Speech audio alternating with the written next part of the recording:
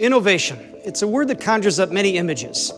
Imagination, ingenuity, creativity. A recent article in Wired magazine called it the most overused and yet the most important word in the world today. Yet I believe it's fraught with myths. There's a lot of things that we believe about innovation that are simply not true. The ability to innovate, for example, people think is a location. In other words, Silicon Valley or Route 6 in Boston, that if they're in that location, that automatically innovation happens.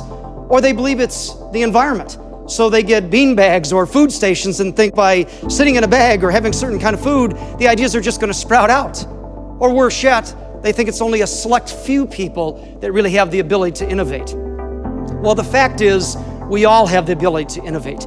You see, it resides in all of us in something I call the entrepreneurial mindset. This mindset is something that we can all tap into, and we can come up with new ideas and solve problems and have creative solutions if we only try. But yet sometimes we believe these myths, and therefore we block our ability to do that. It's really pretty sad when you think that one of the greatest assets we possess is our entrepreneurial mindset. When you look at the world today, you can see that the gap between what can be imagined and what can be accomplished has never been smaller. And so if we are to accomplish some great things, we need to tap into our own entrepreneurial mindset. So what exactly is this entrepreneurial mindset that I believe everyone possesses? Well, a comprehensive definition states that it's a dynamic process of vision, change, and creation.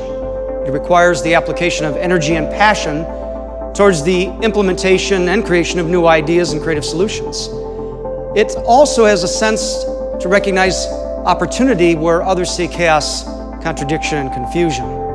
Now, it's a long definition, but people say, what do I focus on? I say maybe the key words of vision, change, creation, energy, and passion, because we all possess that.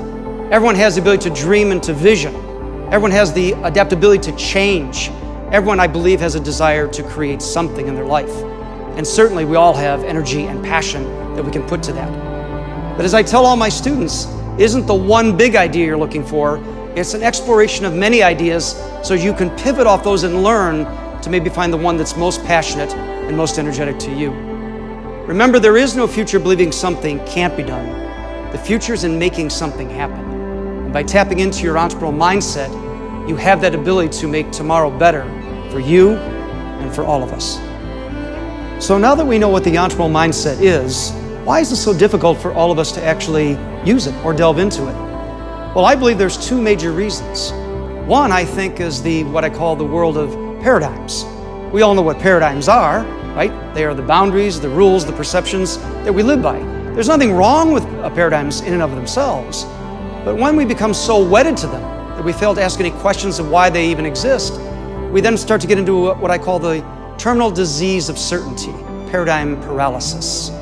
And when that happens, it shuts out all new ideas and all possible innovations.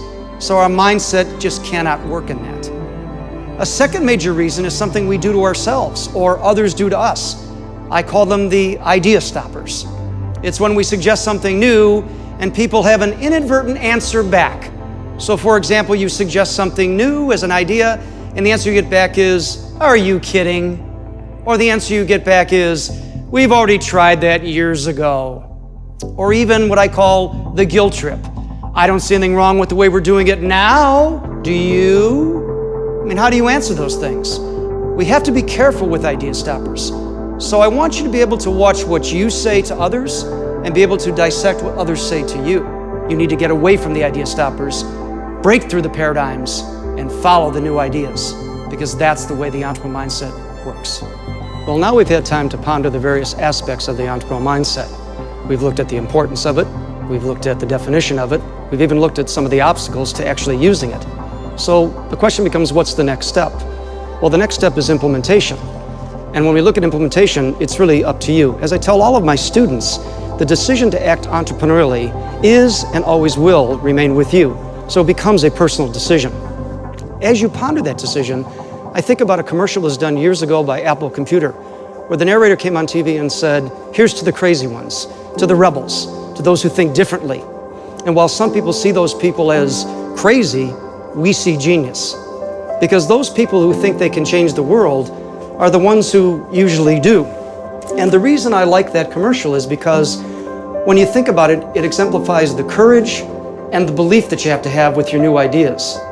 Another way to look at it is something that I tell many of my students and corporate clients, and that is, if you really want to tap into the entrepreneurial mindset, you have to expect more than others think is practical, you have to dare more than others think is wise, you have to dream more than others think is possible, and you have to risk more than others think is safe.